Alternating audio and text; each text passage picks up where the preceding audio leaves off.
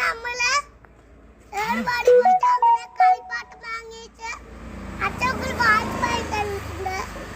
ഏർവാടി പോയിട്ട് അങ്ങനെ പോത്തുണ്ടി പോയിട്ട് കളിപ്പാട്ടൊക്കെ വാങ്ങിച്ച് വീട്ടിൽ വെത്താം.